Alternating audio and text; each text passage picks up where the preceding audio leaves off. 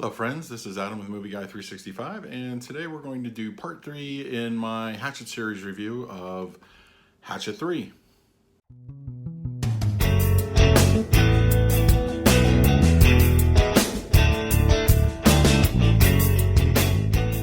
you're new to the channel, please hit that like button, subscribe, hit that bell notification. I put out videos daily. So yes, Hatchet 3 has arrived.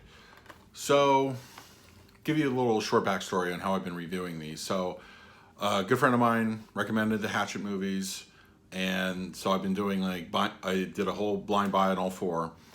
And my impressions of the first one, I did videos for the first two as well as this one. I really enjoyed the first one. It's definitely a good satire and a love letter to horror movies of the 70s and 80s. The second one was okay. I felt that they changed too much of the formula, and I don't know, it was trying to be something that it really wasn't. I think maybe it tried to take itself too seriously. There were a lot of good kills in it, but I felt at the end of the day, it didn't grab me like the first one did. Now the thing about Hatchet 3 is it wasn't directed by the first two, Adam Green. He stays on as a writer and producer. This one was done by B.J. McDonnell, and this was his first directorial effort.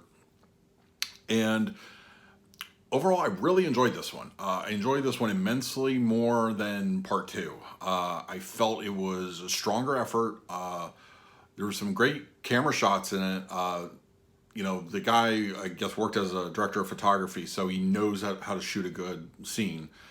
And I felt the story was better. They took the mythology that was really built upon in part 2 and kind of gave it a cheesy way to kill off Victor Crowley. And it definitely spoofed more Friday the 13th this time around with a touch of Predator. You could definitely see that in there. It was good. I really enjoyed it. It moved at a great pace. I still think the first one was better, but it's marginal in my opinion. I think the third one, this one, there's a great callback to the first movie in this. Actually, there's a couple, but there's a really good one. And I enjoyed it. I enjoyed that scene. It actually made me laugh. It was a good scene. But they definitely went back to more basics on this one. It felt that even I think Kane Hodder realized maybe not as much in the second one was working. So kind of go back a little bit to the third.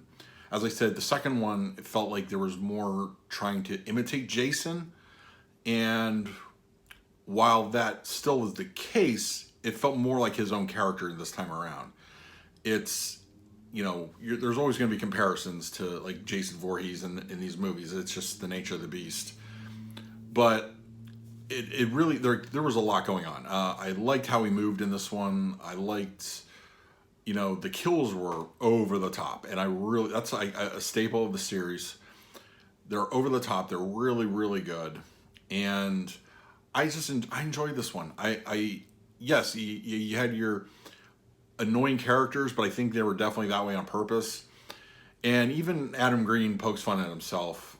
He appears early on in the movie, and I know he had a lot to do with what was going on the camera, not so much as well as the director, but there's a great commentary to the first two movies, a nod, and as I mentioned earlier, there's a great callback to the first movie. I really enjoyed it, and overall I liked it. I was satisfied with how it ended. I think, considering that this is the end of the first three, and Victor Crowley takes place sometime after, it's going to be interesting. It's almost going to be like a fresh start, like a new, like Friday the 13th, a new beginning kind of thing. But yeah, overall, Hatchet 3, I really enjoyed this one. I liked it a lot more than part 2, almost as much as the first one, but it's still good, still stands on its own. It's an excellent horror spoof, a little bit of comedy thrown in there. The satire's still in there. And we did get our horror icon cameo. That was a thing. But yeah, so yeah, Hatchet 3, excellent. I highly recommend it. I'm looking forward to finishing this off with Victor Crowley. So stay tuned for that. So yeah, that's pretty much going to do it. Leave your comments below. Let me know what you think about the Hatchet series, which one's your favorite.